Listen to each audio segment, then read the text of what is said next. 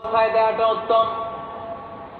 প্রকাশ্য দান করলে আল্লাহ কবুল করেন, ওইটাতেও সওয়াব আছে, কিন্তু গোপনে দান করলে বেশি খুশি হয় কে?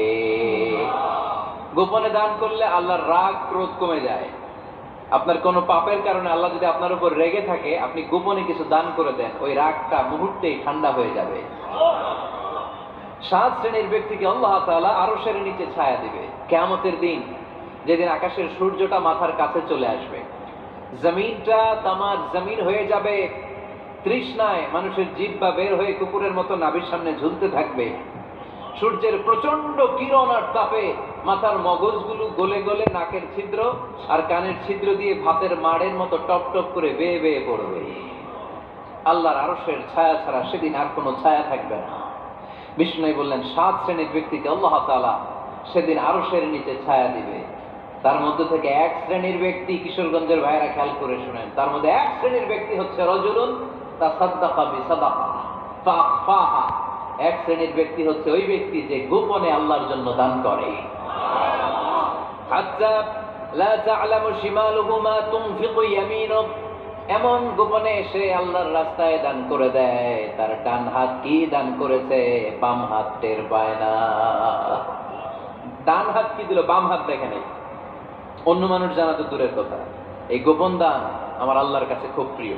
এজন্য একটু দান করার অভ্যেস করেন, অল্প করে করেন। আজকে যে 5 টাকা দান করে দেন মসজিদে, 2 টাকার নোট থাকলে দান করে দেন, 1 টাকার পয়সা থাকলে দান করে দেন। দান করতেই হবে, কারণ মুত্তাকি হতে চাইলে এই দানের ধারাবাহিকতা কন্টিনিউয়াসলি এটা রাখতে হয়, এটা থামানো যায় না।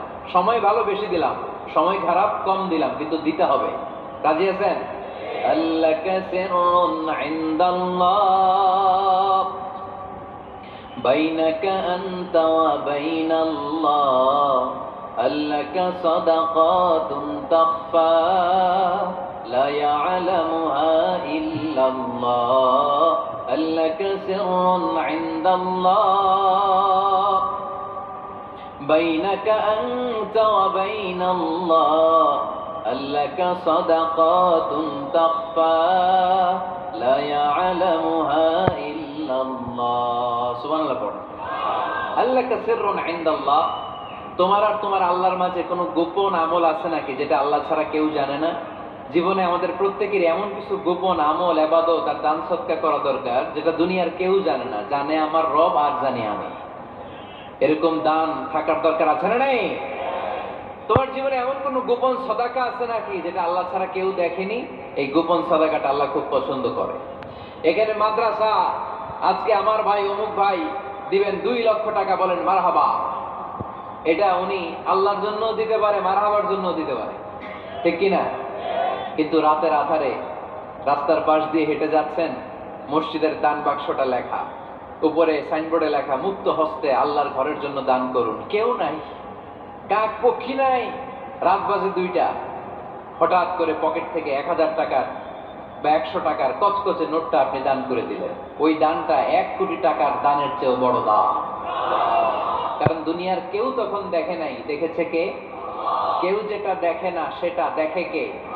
কেউ যেটা জানে না সেটা জানে কে? সবার চোখ ফাঁকি দেয়া গেলেও আমার আল্লাহর চোখ ফাঁকি দেয়া যায়? এজন্য দান করতে হবে একজনের খুশির জন্য। তিনি কে? এজন্য রব্বুল আলামিন বলেন, মাসালুল